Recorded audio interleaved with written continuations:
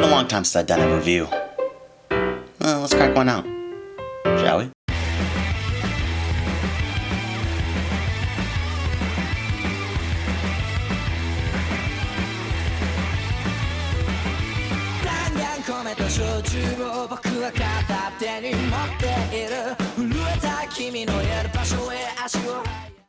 Out of all the anime I thought we were talking about, this one really wasn't on my list.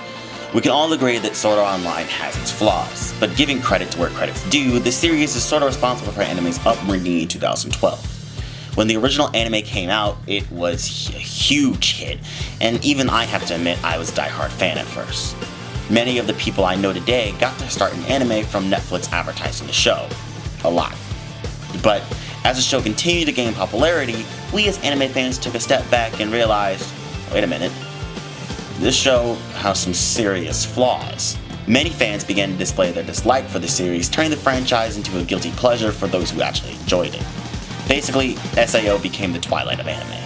The series that everyone has seen, but not many people will claim they actually liked. But I'm not here to talk about whether SAO is a good show or not. No, I'm not going to bore you guys with another rant on the series. I'm here to tell you guys about the spin-off series that was actually pretty enjoyable, but got pushed back by most fans due to its SAO title. Yes, I'm talking about the spin-off show, SAO Alternative GGO Online.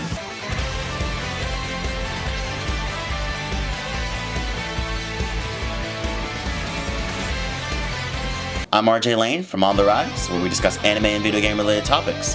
And I'm here today to give you the reasons why you should be watching SAO Alternative GGO Online. When I look at what makes an anime good or not, or at least enjoyable, I look at four things: the characters, the world, the stories, and the fights, if it's an action series. So, let's start with the world.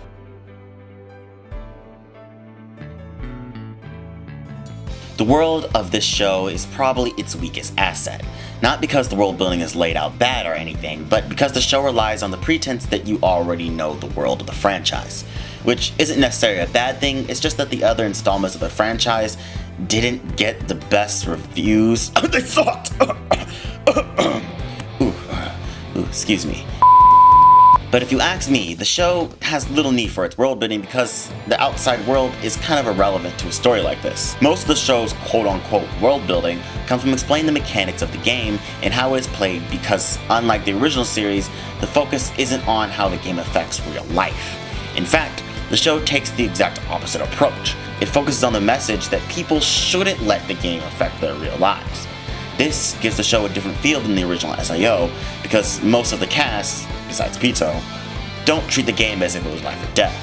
In fact, the main character states several times throughout the series that this is not SAO, almost as if the creators of the show really wanted to get the message across to their audience. This dies down the serious element that the original SAO was trying to give off, making the show feel a lot like a sports anime, if nothing else.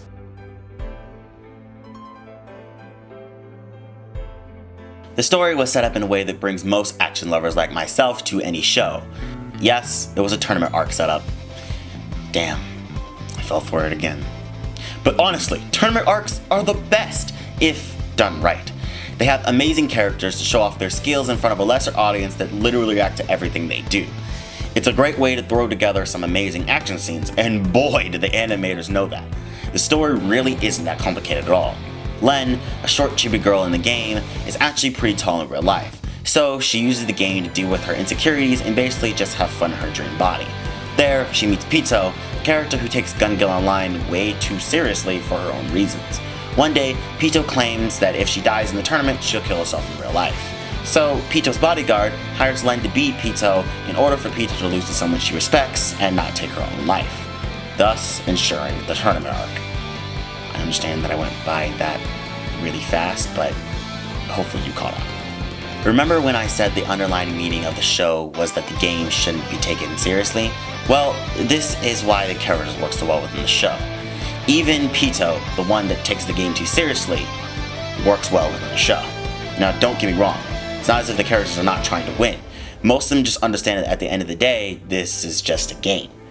And with those core themes in mind, r.t.o works as the perfect antagonist. She goes against the general consensus, leading her to clash with the majority of the cast, especially Len. which is pretty common in tournament arcs. Normally, there's one person who seeks to gain more out of the tournament than just simply the title of champion. And these ideals and themes really carry the story forward. It takes out the serious world-threatening tones that SAO tried to establish, and basically tells the audience, hey, we're just here for a good time. And this by far is way more appealing than any other installment in the franchise. It literally takes me weeks to binge SAO, and I still haven't fully caught up to the over-dramatized themes and the Kirito dick riding that takes place in the original series. Alternative doesn't really have these problems because even our protagonist Len isn't shown as some all-powerful player. After her big moment of showing off her speed, she's literally almost gunned down, run through the mud, and nearly killed if not for the help of others. She's also much more fun to watch because she doesn't have a blushing harem of waifus following her around.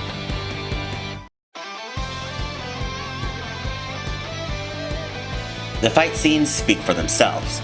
SAO has always had good animation, and this installment was no different. These are the type of tactical gun battles that fans wanted to see in the start of SAO 2 when Gun Gale was first announced. Not only are the action scenes incredible, the other characters actually put up a good fight, leading you to believe that Len might actually lose.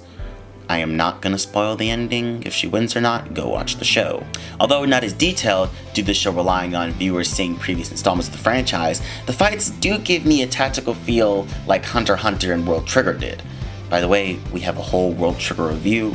I'm just saying you should probably go check it out. I mean, just look at the action scenes from episode 5.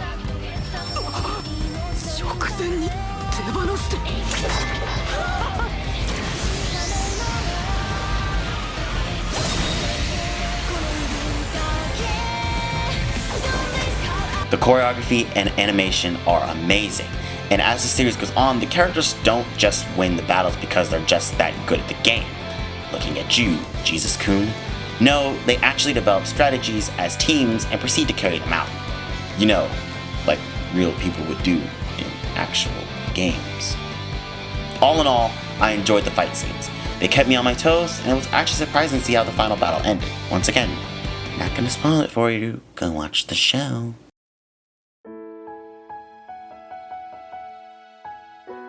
Now, I'm not going to sit here and say this is one of the greatest anime of its year, because it wasn't.